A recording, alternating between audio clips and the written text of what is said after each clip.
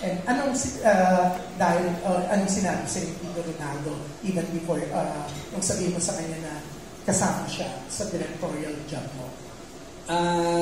Wala siyang choice na napilitan siya. No, I was sinabi ko naman kahapon na he's been living with me for almost a year now. So, umpisa pa lang, concept pa lang, and all throughout the process, kinakwento ko na sa kanya, nagkukwentuhan na kami. And he's really proud of me. So, yun. Excited din siya. So, of course. Bukas, 1 month na, no? Hindi pa. 40 days. Hindi, pero 1 month bukas, 17. Tama. Yes. Pero sa 40th, meron kang celebration of life? Yes, meron kaming family gathering, mass. Hindi yung, kasi sabi nung una, parang may malaking celebration. Kasi no. Sa mga hindi nakapunta. No. Hindi pala. Family lang, immediate family. Pero yan, kami excited. Jim Carney, hindi ko susulitin yung 2 question. Kasi may gusto akong tanong din iba. Ito siyempre, Julian, ba't late ka? Ako yung late dapat. Oo nga. Alam mo, Luis, paglabas ko kanina, napansin namin, laki rin ng liit mo. Medyo lumiit ka. Slim ka. Alam mo, kaya sexy. Slim ka. Thank you. Siguro, pabalik-balik lang kasi ako sa kitchen. Ngayon kasi nag-aaral ako sa pastry school, so dun ata ako pumayat. Kakalakad-lakad. Pero yun, congratulations kasi excited na kami mapanood sa January 24. Tama, Jim, sabi mo, yan. Gusto ko sana magtanong ka. So, that's yung susunod na lang. Thank you, June. Thank you very much. That was June letting off Abante. Up next, we have Miss Lea Salterio of ABS-CBN Entertainment. Hi, good afternoon. Belated happy birthday to our host. Thank you. Thank you. Hi, Jano. Hi, Lea. Hi, Anjo. Nice to see you. Hi, everyone. Jano, was it your personal choice na isasamahin yung daddy mo for your directorial debut? Hiningi mo ba siya sa Viva? Yes, of course. He had to be in this movie. First directorial job. And bagay na bagay yung role. Sakto naman yung role sa kanya. So, tailor-made for him. I wouldn't want it any other way. Did you have a hand in writing the script? Or Yes. Also? Lahat. Story, script, I had a hand in everything. So, anong pinakamahirap for you in your directorial debut? Na ginawa mo? Kasi dati starring ka lang diba? Yes, oo. So, dadating ka lang sa set. I had a lot of help. I have to admit. I didn't have an assistant director. I had an associate director, which is Direct Julius.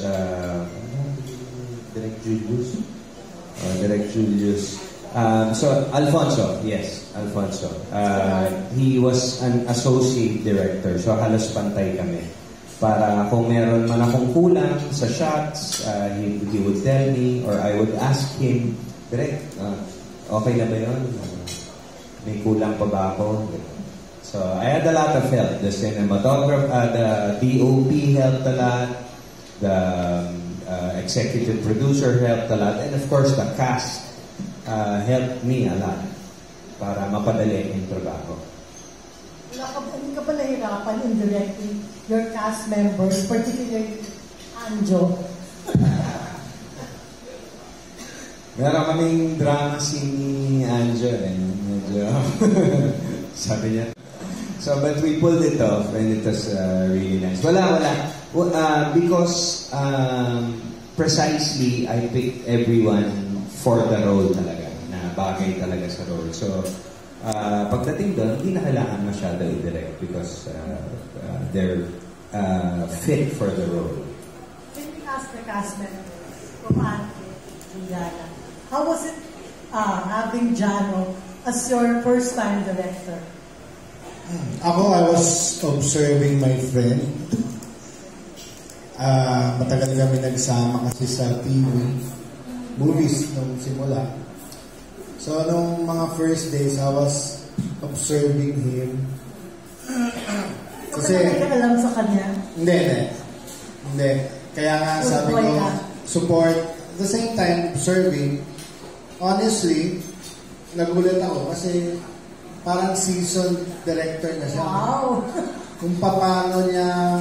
Ang dad nyo na ginawa niya naman yan sa mga anak niyo.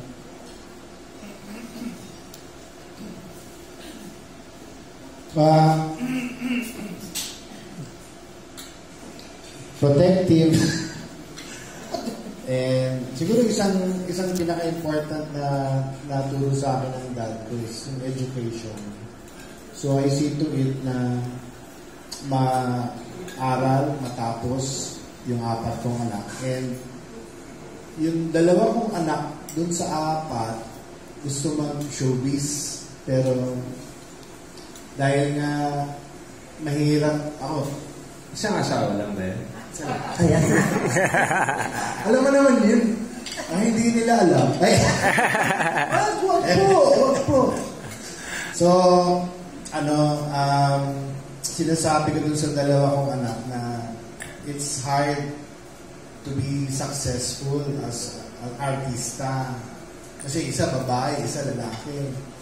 Sabi ko, at pag sumikat ka man, that 1% na sumikat ka, baka, lalo na yung babae ko, sabi ko, yung panganay ko, sumikat, sabi ko, baka ang maximum mo lang sa career mo, 5 to 10 years. So after that, ang hirap, where will you go? Sabi ko, kaya sabi ko, I gave you the right education para diyan ko kayo gusto pumunta. As much as siyempre gusto nila maging artista rin, like their dad, mas inuna ko na yung kasi ang hirap din ang pinagdaanan ko tol Ikaw, ako, palos pareho tayo nagsimula di ba? Minsan meron, minsan wala. So, ang hirap din. Mahirap. So, ayokong maranasan nila yung downs ng show business. Kaya, dinidiscourage ko sila na mas importante yung education. If I may add, si Anjo, before he became dad to his children, he became dad to his siblings. If I'm correct. Because their father left early. So siya, bilang the eldest, stood as their father, yung mga siblings. So, I think, saludo ako dun sa'yo. Ako naman, what I learned from my father na pinasa ko sa ginagawa ko rin sa children ko was maganda kasi ang daddy ko laging sinasabi niya, children are the most oppressed people, some of the most oppressed people in the world. So, kahit ng mga bata kami, hinahayaan niya pag may kasalanan kami, hinahayaan niya kami mag-explain kung bakit namin nagawa yun. Pag naintindihan niya, okay, sorry. So, we had a voice, we had, pwede kami mag-reason out. So that's what I do with my kids. Plus, he was the sweetest dad. So, ayun, ganun din ako sa mga anak ko. Yung, kahit malaki na ako, pareho na kaming adults ng daddy ko, nagbebeso pa rin kami, nag-I love you pa rin kami, nag-hug pa rin kami, madalas. So, yun. Yun pa. So, one last question.